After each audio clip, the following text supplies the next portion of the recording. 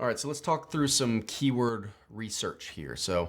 I talked about keywords in search engines, but I haven't really talked about what that really means, or what these words actually are, and how to find them yourself. The basis of it is there's going to be words that people are searching for out there, and I keep using the athletic wear example, but athletic clothing, that's going to be a keyword because people are using it. And so you want to find a way to make that relevant to your landing page. It's that simple, trying to make your page appealing to the words that people are using. And so we'll call that keyword research. And here I've got different keyword types that people may be using when they're searching. So it's not always just as simple as trying to find a transactional word that somebody's using, because people aren't always using transactional searches in Google. So one of those, let's just dig right into it. Informational keywords is the first one here. That's who, what, where, why, when, how. So, what are athletic shirts made of, right? Who recommends using athletic clothing? Why would I use a dry fit shirt compared to, right? So you see where I'm going with this? That's more of wondering what's going on. That's pretty high in the purchasing funnel. A lot of those people may not even be looking to buy something right now. They may just be curious about something.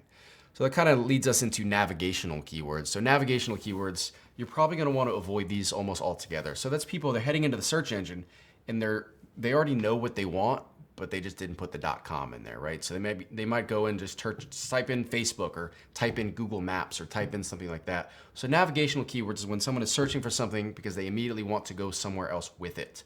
It's interesting to know, but for you, it's not going to be overly relevant.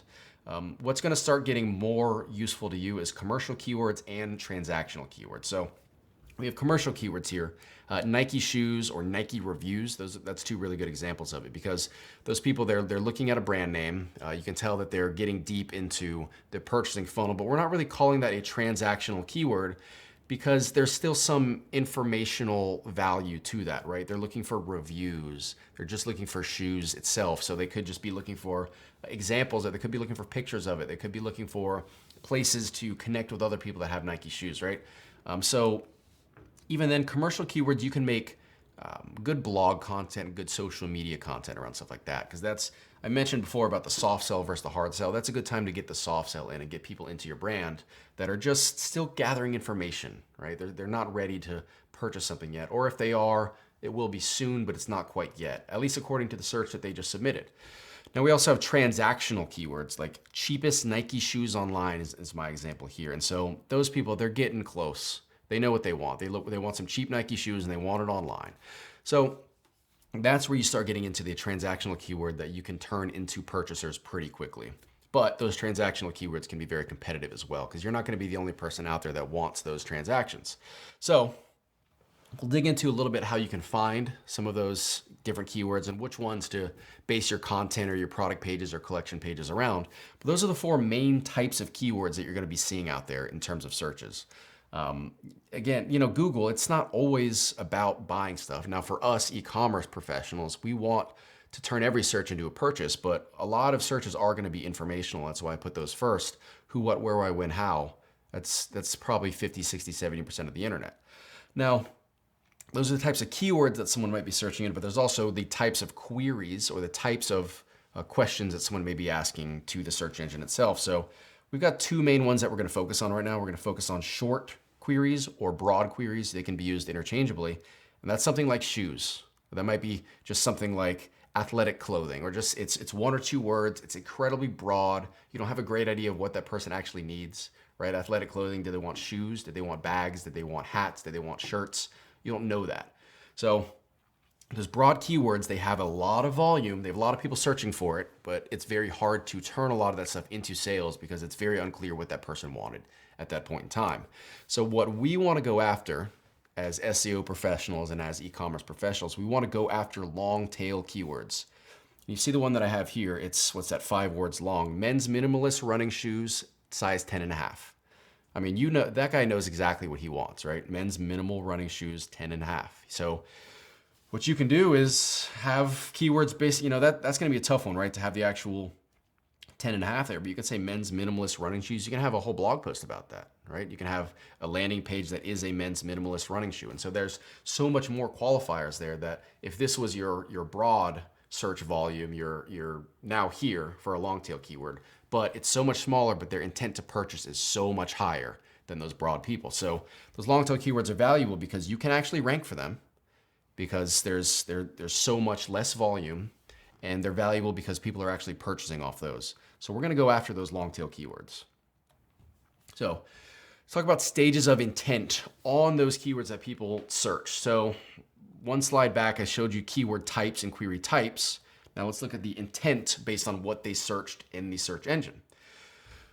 So let's start at the top of the funnel. The most broad is just one word. That's the broad, the short keyword that we just talked about, shoes. Do they want pictures of a shoe? Do they want to buy a shoe? Do they want information on the history of shoes? You just don't know that. They just typed in shoes. So it's going to be really hard to turn those people into purchasers. So as we get further into the funnel, you can get informational keywords. And we've actually got two levels of informational keywords here. We've got types of running shoes and we've got best minimalist running shoes. And so you can kind of, as people are getting informational, they're getting further and further down the funnel. And so informational people, you can probably turn into a sale. So the guy searching for best minimalist running shoes, he's probably somewhere in the purchasing process. He probably doesn't know what brand he wants, right? Because he's still searching for the best shoes. Probably doesn't know what his price point is because he might not know what it takes to get the best minimalist running shoe, but he's somewhere in that purchasing funnel. So we could make them into a purchaser.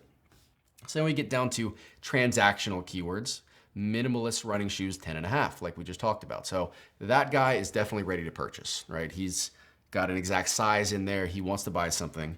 And then you get to the bottom, you get commercial, transactional. And so that's what I was talking about before. Commercial kind of goes into some brand names and things like that. So Nike running shoes, if you are Nike, you know you're about to make a sale. If you're not Nike, you're going to have to put some work in to try to get that person to buy shoes from you. But that person is also trying to buy. So if someone's using a commercial keyword search like that and they've got your brand name in it, you're in business. So at that point, your main goal in terms of SEO is to make sure that all searches that have your name or your brand name in it, just make sure that you're winning those, because you can convince somebody to buy something else. It's rare, but what you want to make sure that if someone is searching for your brand name, it belongs to you. So question you might be asking now is, okay, so you're talking about all these different keywords. How do I know what keywords I need to be going after? So we're going to go through two things here at the bottom. We're going to go through Google Trends and we're going to go through Answer the Public, which are two really, really good tools for you to use. So Google Trends is the first one. And this is as simple as you like. You type in the keyword that you want, and it gives you some volumes around it. It gives you some recommendations around it. So let's say running shoes to go along with this example. So I get an idea for interest over time, get an idea for where people are searching for this stuff. Now, the subregion is never all that important because obviously people from New York or California or Florida or Texas are going to have the most search volume. And for some of you guys that are international, you're going to get the same idea where if you're in Australia, all your search volume is going to be from Sydney, right? If you're in England, all your search volume is going to be in London. So don't worry too much about that. But what you can do here is you can change your target area. So my example there was Australia. So let's look at Australia. Australia over the past 12 months, running shoes. So we're seeing a tailing interest in 2022 over 2021. And so it doesn't give you a number of searches here. It gives you a popularity score in terms of when it was the most popular, and then a reference on how popular the search term has been based on that peak time. So August 15th to 21st is the most popular time in this time frame. And so now we're at about 72 of that 100. So we're coming a little bit off of that peak. But this can give you an idea of what to go after. So if you have something that's trending up, that could be a good keyword to go after. Likewise, this one right here, running shoes, is actually tailing down over time.